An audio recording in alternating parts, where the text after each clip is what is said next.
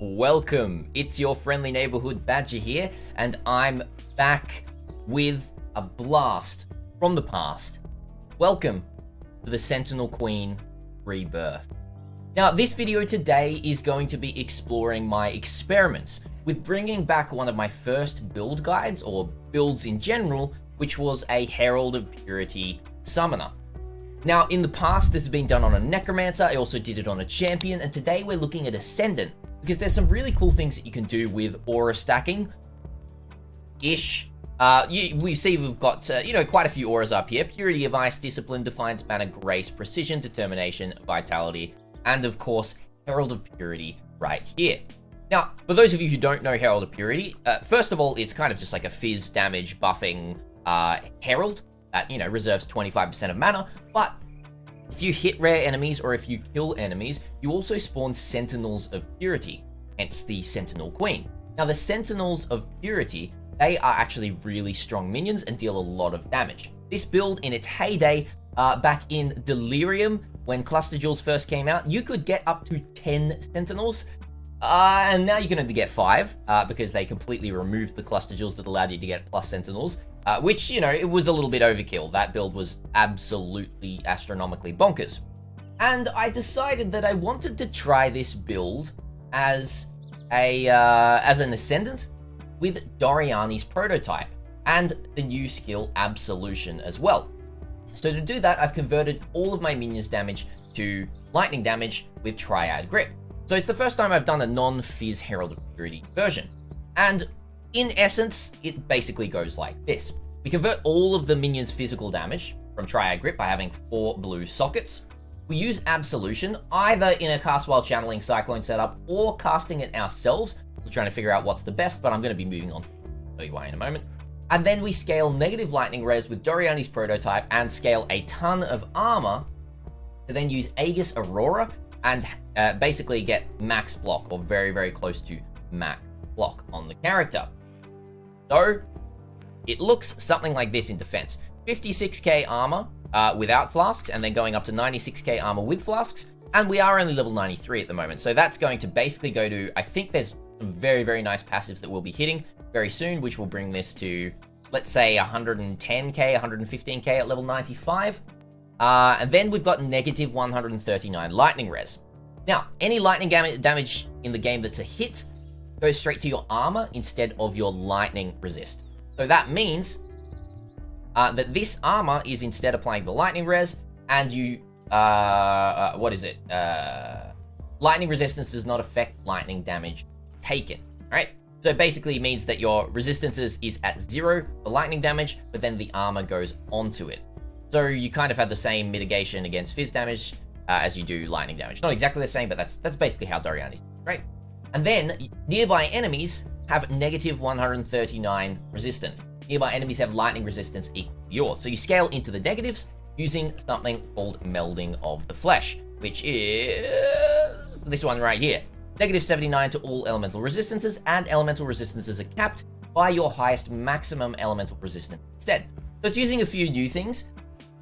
We're also using Forbidden Flesh and Forbidden Flame to be able to get the Champion start, or, well, I think I actually got the Guardian start here. So we've got, first of all, we've got Champion, and then Path of the Duelist, we've got Necromancer, and then we've got Guardian here as well. So it's really, really strong on Ascendant, right? It allows us to reach down and pick up Iron Reflexes, which is very, very strong for the build. We don't have Iron Reflexes, then our armor goes all the way down to 27k, and our evasion to 18k. We do not want evasion. We could go hybrid, but we don't want evasion because we want to be able to block as much as we can through Aegis Aurora. Spec that one back in right there.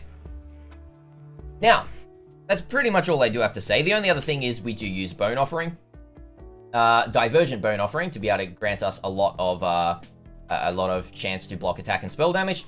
So if we're using our abilities over here, hopefully, do Bone Offering here for us. Didn't do it, maybe because we didn't have enough mana to cast it. And it's not deciding to use Bone Offering right now, which is a little bit strange. So let me just pop it on myself. All right, so Bone Offering right there means that our block is 7554, and once again with a couple more levels, this is going to 7570. in terms of block and spell block. We are glancing blows as well, though, so I do want to try and figure out if I can get around having to use or not having to use glancing at all. So that's how it all functions.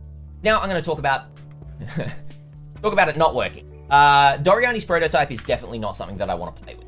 There's a couple of reasons. The first reason is any sort of lightning dot in the game completely is negated by armor and goes directly to your lightning res. In this case is, I don't know how the dot works, whether it actually goes all the way to negative 139 res or whether it just basically applies to you at basically at 0 res, 0 lightning res. Lightning dot is things like Shaper, Beam, Barans, Ground, the Eater of Worlds mobs have a lot of lightning dot. The Arch Nemesis mobs have a lot of lightning dot. And one other thing that I noticed and was doing some testing with, even though it is a hit, the clones from Lightning Mirage one-shot you no matter what. So for some reason, I think they're bugged and kind of being calculated as a dot or something like that. But everything else in the game, I can AFK tank rocks, I can do all that kind of stuff. If it's against hits, it's fine. Unless it hits past our 4.7k energy shield. And that's another breakpoint of the build. Because I am stacking so much on the tree, in terms of, clusters and really reaching to be able to get, our Divine Shield, our Glancing Blows, etc., etc., we don't have enough energy shield, and that's basically it. I could probably switch some stuff around and get more energy shield, but this version of the build is looking like it's going to be benched, and we're going to be going more true to roots, going a life scaling version, probably still Aegis Aurora, but going hybrid life energy shield, and scaling it that way on a Necromancer definitely looks like the way that we're going to go.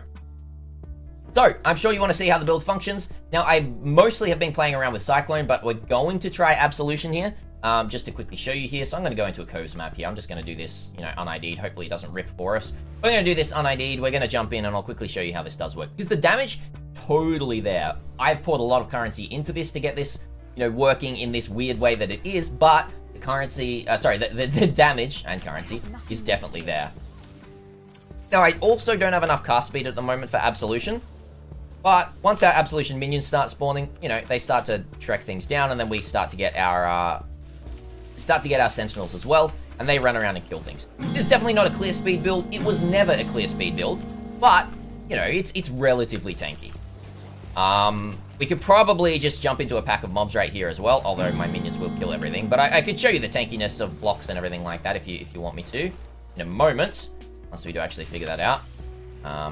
Once these guys die. We can basically just, we can sit here, right? We can totally just sit here, and because of all the block and everything like that, we don't die. But because of our ES pool, sometimes we get chunked lower than half health, and that's not scary. Sometimes we could even get crit, and that's not going to be fun. But we can show the DPS here if I just start to spawn everything. There's a little bit of, uptime. We spawn our Sentinels a lot quicker if we're just using the Cyclone channeling. It's okay. The DPS is okay. It's nothing, to write home about. And that is why we want to go Necro. Honestly, on Necro, we're going to be able to increase our DPS. We're going to be able to get more survivability. Probably not as crazy like that of just AFKing in almost every pack that attacks. But we'll probably be able to get more spell suppression, more effective health, all of that kind of stuff. That's the build. I hope you enjoyed it. Let me know what you think in the comments down below. The Sentinel Queen is coming back. I will find a version of this build guide that we can build budget as well, and I can make a build guide for, because it was so much fun to make a build guide for this character for you all back in Delirium League. I think it was all the way back there when I basically started creating content. So yeah, this is going to be a really, really fun Sentinels of Purity build. I don't know if I'm going to be using Absolution or whether I'm going to be using Dominating Blow, or potentially even there's some other minions, maybe. For clear, but I do want to solve a little bit of the clear issue as well and see if we can get some more clear speed in the build. Thanks so much for watching, everyone. Hope you enjoyed. Hit the sub button down below, and I'll catch you in the next video. Until next time, Badger is out.